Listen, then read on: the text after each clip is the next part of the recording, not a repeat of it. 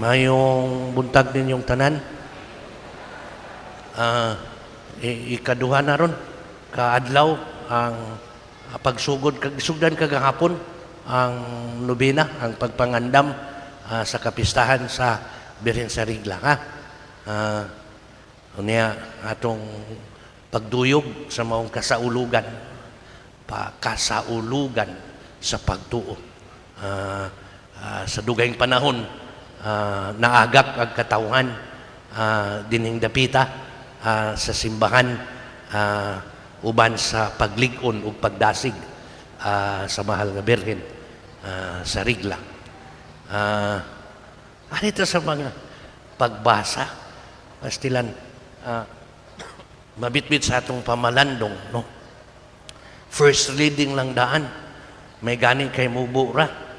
O niya, pero sa sinugdanan lang daan, niingon dayon, ang mubuhat ug dautan. Mayo kay wa kadungog. Ingon pa, ang mubuhat ug dautan, sunugon pastilan. Ang mubuhat ug dautan,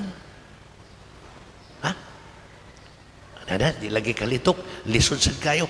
Ang mubuhat ug dautan, sunog pastilan. Kisa na may mahabilin ug mao nang kalakiha. At second reading, kaning second reading familiar ni kadungog ko ani sa daghang mga ginikanan nga magyawyaw. Ingon pa, ang dili dede, ang tapulan, dili pastilan, ang tapulan, dili pakan.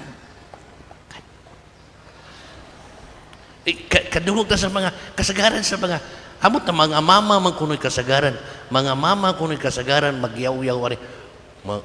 Domingo ra basad, lugawa ginaning Domingo, madungog si inahan kay magligid-ligid pa si mga anak. Tapulan ning mga bata, tataas ng adlaw, pamangon, kanang mga inanan tao, pamangon na mo pagka, sige lang mo katug, nga inanan nga kasaba, pastag laugawa, gidada.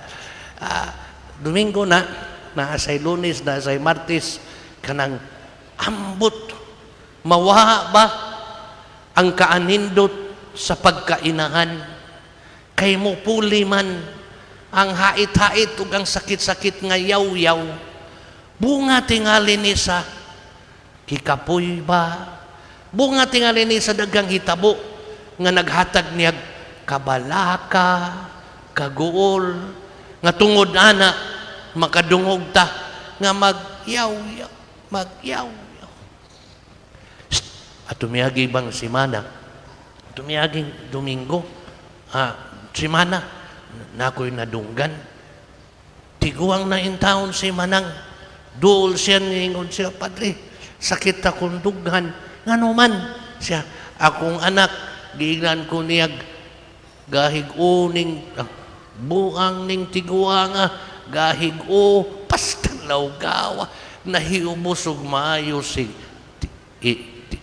tiguang. Tiguanga, gahig-o, usahay sad. Sa kabalaka lagi tingali sa mga anak ni inaan, ni amahan, magpabadlong na sa tinudan na sa dugahi sa ko. Nga ba ang frustration sa pag-atiman gani ni anak? Usahay mo sangpot nga to sa puang ng laugawa. Nawa ba si nindot ug buutan nga anak nga miatiman sa ginikanan?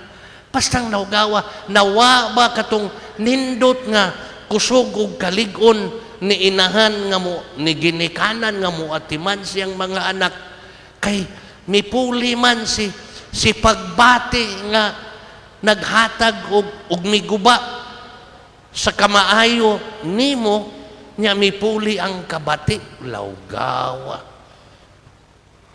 Nya dili sayang nya kibawtaan na atong mapaundayunan ra ba. So kining Domingo harita sa sa giampo nato sa opening prayer nindot. Ginoo, makapadayon unta kami pag-alagad naman to. Magmakanunayon unta kami sa pag-alagad kanimo. Nindot ni dili lang padayon, magmakanunayon bisan pa man sa panahon sa kalisdanan na kung atong sumadahon katong nadungog nato sa ebanghelyo ba kabahin og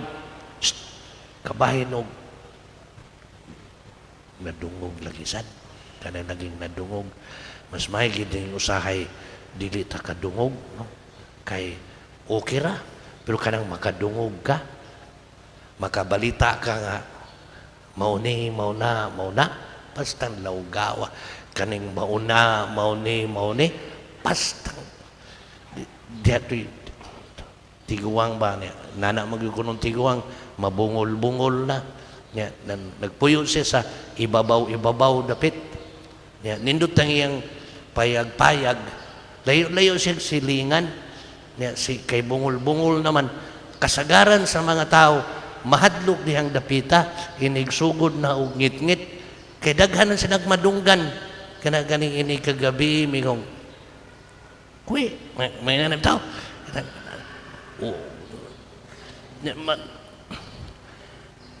kutas ingon man sila ungo na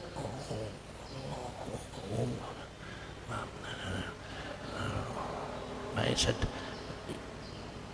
isi manang nakaistorya may kausa wa ka mahadlok diri manang na kunoy daghang kanang mutingog na lang ungo ni kagabi ingon pa sa mga tao diya ingon siya wa sa ko kadungog pader ngano mga kadungog bungol sa ko pader basta din duta naabot ta sa bungol okay pastilan kana laging maguba ang atong kaning pagkamakanunayon. Sige. Nainumdum ko sa saad. Nindot ang saad sa mga nagtiayon. Sa sugod sa ilang kasal.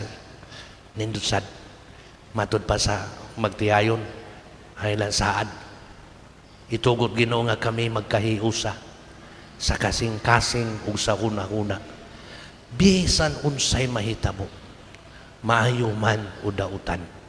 Sa kahamugaway o sa kalisod, sa sakit o sa maing panglawas. Makanunayon.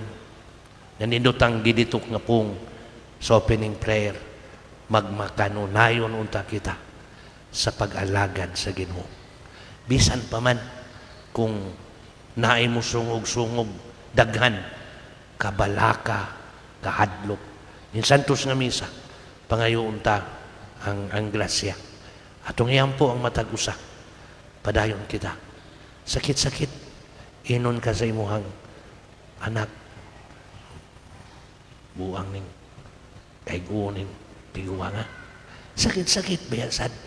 Kung si ginikanan muingon sa anak nga wakay kapuslanan, kay tapulan ka, dakulan na imuntian. Sakit-sakit sa anak. Pation sa anak. Gani, kung may kayong pagkatudlo sa ginikanan, kanang dapita, kanang yaw-yawa, di magdugay, makaton si bata, sayo-sayo siya, nga mo yaw-yaw sad sa inahan, do sa ginikanan. Ha? So, ning Domingo ha, init-init man og alimuot. Salamat. Salamat sa paypay kay karon Domingo na ayaw kalimti. Iuli nga na nila ngadto. Kanang paypaya si maayo kay dako-dako ng paypay. Maingganyo sad kano. Nindot man ang hangin dulot sa paypay. Sige. Kung makakita kag iunana nga baligya, palitan ang sad nig sunod Domingo dada yatag nila para magkadagan ang atong paypay kaysa electric pan ang paliton. Adi sa tamaapod na electric fan sa itong atubangan. Way kalaki, no? Na ade, kanang dadon-dadon. Si kung gusto ka, sila lay bahala kung mo na ilang paliton. Pero mas barato-barato ang paypay. Sige. Paday, dapiton ko kamo sa pagpanindog. Samtang di may naikan ang pagduka nga naa sa tubangan. Litukon ta. Mag-usa kita paglitok. Iilhon ta. Nainindot og maayo sa atong pagkatao. Di unta nato matugutan nga mapahinaykan pagpuli si bati nga naa sa atong pagkatao. Kay kung maumang gani na, lisod-lisod ang antusunon sa tao. Kung si tao musugod pagpahinayak sa kabagis sa iyang pagkatao. Mag-usa kita paglitok sa nindot nga gisaw-an ta nga pagtuo sa Ginoo nga kanunay nagpangga, nagatiman. Isip atong amahan, mapinanggaong amahan. Natong tanan, iyang giangkon, iyang mga pinanggang anak.